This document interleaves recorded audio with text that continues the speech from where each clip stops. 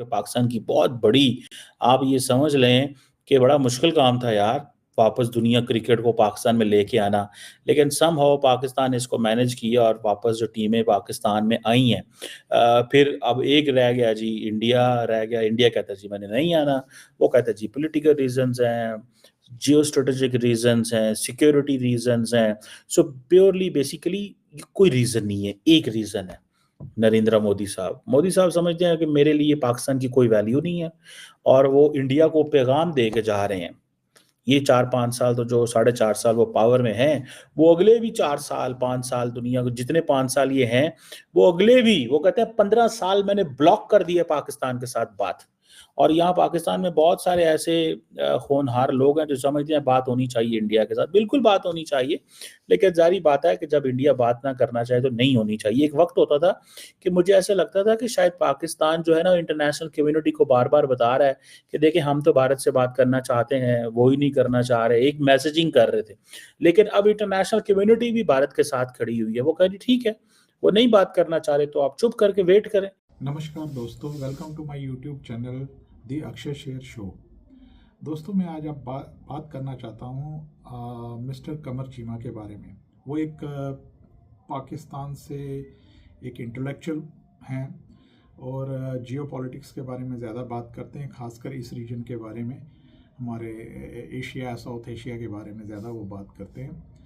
कल मैंने उनका एक वीडियो देखा जिसमें वो कह रहे थे कि जो मोदी जी हैं या इंडिया जो है वो हमसे बात नहीं करना चाहता। वो इंडिया जो है बेसिकली वो पाकिस्तान को आइसोलेट कर रहा है।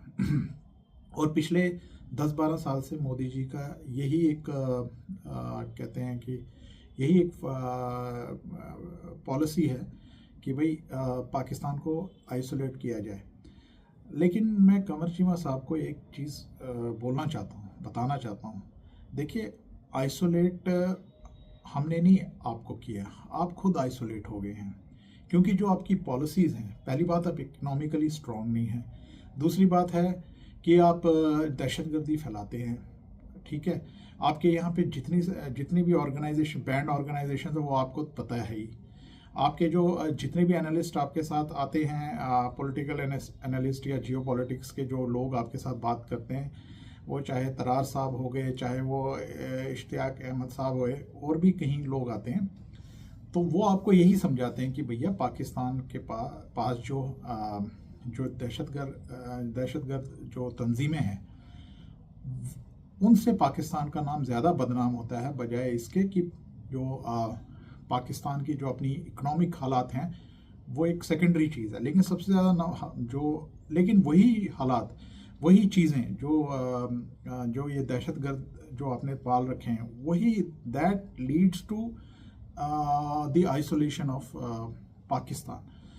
तो इकॉनमी तो आपकी गई है, क्योंकि वो कभी तो आपकी इंडिपेंडेंट थी नहीं। आप हमेशा एक किस्म का अमेरिका या बाकी कंट्री या यूरोपियन कंट्रीज़ या चाइना पे हमेशा आप रहे हैं निर्भर। लेते हैं 47 से बात करते हैं।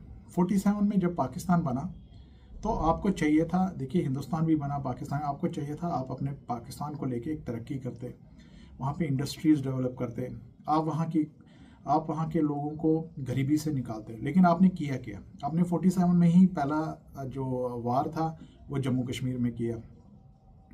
आपने ट्राइबल्स भेजे। क्यों भेजे? क्या कारण रहे ट्राइबल भेजने? क्यों आपने पहले वो स्टेप उठाया? पहले तो आप कहते ना हमने नहीं भेजे, खुद हो, ये इंडिजिनियस था। लेकिन बाद में आपके सारे अब जितने भी जनरल वनरल जितने भी जो शामिल थे, वो जाके फिर अपनी किताबों में, जब वो अपना ये क्या बोलते हैं, रिटायरमेंट के बाद वो बुक लॉन्च करते हैं, तो उसमें सब चीज़ें वो आपके पोल खोल देते हैं। यही 47 में हुआ, यही 65, 71 और करगिल में हुआ। पहले तो आप डिनाई करते हैं नहीं। अच्छा, 1947 में आपने स्टार्ट किया। 1947 में जब आपने स्टार्ट किया ये सब चीज़, जम्मू कश्मीर में ट्राइबल्स बेचे, तो फिर आपने जम्मू कश्मीर का बहुत बड़ा हिस्सा कब्जा कर दिया था। उसमें महाराजा ऑफ जम्मू एंड कश्मीर जो थे, उनके लिए आपने कोई ऑप्शन नहीं छोड़ा। हालांकि उस वक्त एक स्टैंड स्टिल एग्रीमेंट था पाकिस्तान के साथ। वो राजा सोच रहे थे, महाराजा, हमको किसके साथ जाना चाहिए, एक किस्म का वो अपना टाइम ले रहे थे। लेकिन आपने एकदम उन पर कब्जा करने की कोशिश करी। तो महाराजा के पास कोई ऑप्शन नहीं रहा, उन्होंने इंडिया से मदद मांगी। इंडिया ने भी शर्तिया मदद करी, उन्होंने एक कंडीशन रखी जो ठीक है माननी पड़ी उनको। लेकिन आप लोगों ने अच्छा वो जंग फिर वो भी हार गए, लेकिन फिर भी आपने थोड़ा बहुत काफ़ी कुछ कैप्चर कर दिया, ठीक है ना, कुछ एरिया आपने कैप्चर कर दिया। फिर उसके बाद 65 की वॉर हुई, वो भी आपने स्टार्ट करी। आपने हमेशा अच्छा फिर 71 में चलो वो बांग्लादेश का एक अलग लेवल है, हम थोड़ा सा वो डिफरेंट लेवल है, तो उसमें क्या किया आपने 1999 जो कारगिल वॉर था उसमें फिर आपने इन्फिल्ट्रेटर्स भेजे अपने। तो जब भी देखो आपके इंटेंशन इंडिया के लिए ख़राब ही रहा। तो फिर हमने हमेशा अच्छा ऊपर से क्या थी, हमारी लीडरशिप ज़रा सॉफ्ट थी। हालांकि लड़े तो आपने जंग उन्हीं सॉफ्ट लीडरशिप में ही आपके साथ तीनों जंगें लड़ी। एक अगर बीजेपी का छोड़ के 1999 जब वो वाजपेयी जी थे वो छोड़ के अगर देखा जाए तो आपने कांग्रेस के रेजिम में लड़ी सारी जंगें। लेकिन कांग्रेस जो है वो फिर भी सॉफ्ट थी, शुक्र कीजिए उसमें बीजेपी नहीं थी। बीजेपी होती तो उसने तो आपका कबाड़ा कर देना था। पाकिस्तान जो वापस मिला था ड्यूरिंग 1965 या इवन 47 में जितना हिस्सा आपके पास रह गया था उससे ज़्यादा कैप्चर कर सकती थी इंडिया, अगर जब उन्होंने अपनी फ़ौज भेजी श्रीनगर में लैंड कराई। तो मारते मारते भगाते भगाते तो वो मुजफ्फराबाद जो रह गए आपके वो तो ले ही लेते हम लोग, क्योंकि हमारा इधर और भी पता नहीं कितना कुछ एरिया आपके कहीं खैबर पख्तूनख्वा कहाँ उस एरिया तक पहुंच जाते हैं हम अफ़गानिस्तान के बॉर्डर तक। तो आप मेरी बात सुनिए, आपने खुद अपने पाँव पे कुल्हाड़ी मारी। आपने हमेशा इंडिया को ट्रबल देने की कोशिश करी, चाहे कश्मीर में चाहे पंजाब में।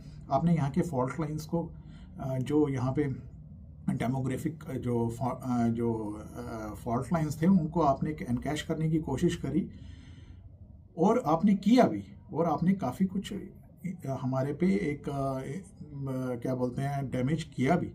लेकिन फिर भी ऊपर वाले की दुआ से भगवान का शुक्र है कि हम लोग फिर भी अपने आप को उभार पाए उन स्थितियों से, और आज हम 5th लार्जेस्ट इकॉनमी हैं वर्ल्ड में, और हम मिलिट्री पावर भी हैं। लेकिन आप लोग क्या हो गए, आप लोग इन कारणों से अफ़गानिस्तान में आपने पंगा लिया, इंडिया में आपने पंगा लिया, तो हुआ क्या, आपका बेड़ा गर्क हो गया। अच्छा अब आइसोलेशन में ना रखें तो क्या रखें, आपसे मिलेगा क्या हमें करके, वही दहशतगर्दी। आपके अभी भी एनालिस्ट बैठते हैं वहाँ पे पाकिस्तान में, वो अभी भी वो धमकियाँ देते रहते हैं इंडिया को कि हम ये कर लेंगे वो कर लेंगे। ये इस हालात पे पहुँच के भी आप लोग धमकियाँ देते हो। आपके तो भुट्टो ने बोला था हम घास खाएंगे लेकिन एटम बम बनाएंगे। खाओ घास, खाइए घास खाइए, और भी आप मेरे ख्याल से अच्छे सेहतमंद रहेंगे घास खा के। तो इसीलिए ये जो अपना जो ये अपना फेक नैरेटिव जो चलाते हैं ना अपने शो में, ये प्लीज़ इस पर रेस्ट्रेन कीजिए।